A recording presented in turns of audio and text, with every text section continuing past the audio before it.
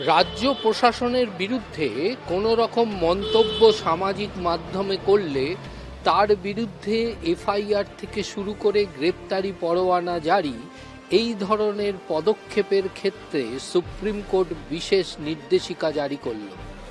তেলেঙ্গানা হাইকোর্টের নাল্লাবালুর মামলায় তেলেঙ্গানা হাইকোর্টের রায়কেই বহাল রাখল সুপ্রিম কোর্ট।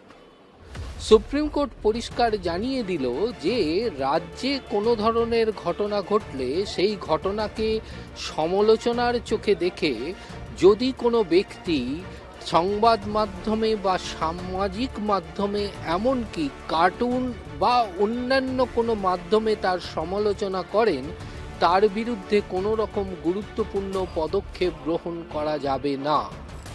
আমরা সাধারণত দেখে থাকি যে রাজ্যে বিভিন্ন ধরনের ঘটনাকে কেন্দ্র করে পরবর্তীকালে মিম এবং সংবাদ মাধ্যম বা সামাজিক মাধ্যমে বিভিন্ন মত প্রকাশ করা হয় বিভিন্ন ভিডিওর মাধ্যমে।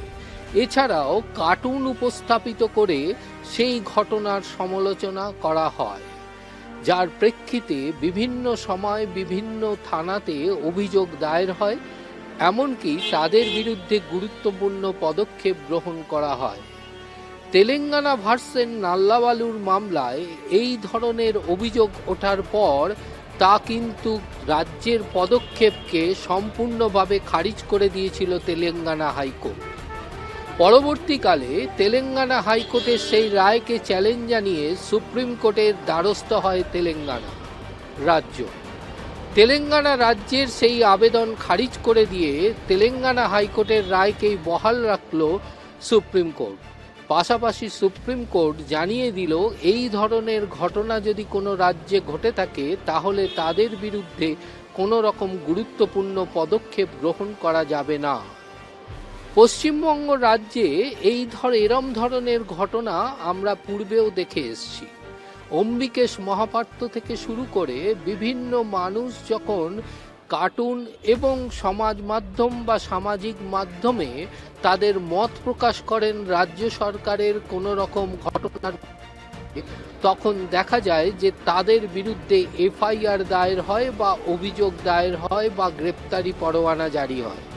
পরবর্তীকালে তারা কলকাতা হাইকোর্ট থেকে বিভিন্ন আদালতের দ্বারস্থ হন, আদালত থেকে জামিন পান, দীর্ঘ মামলা চলে, এমনকি সেই এফআইআর খারিজের আবেদন নিয়েও তারা আদালতের দ্বারস্থ হন।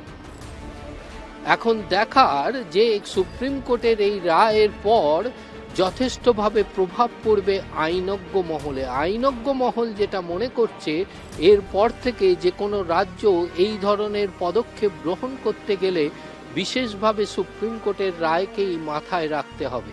ক্যামেরায় অরিন্দম ভদ্রের সঙ্গে পীযূষ কান্তি নাগ, কলকাতা টিভি।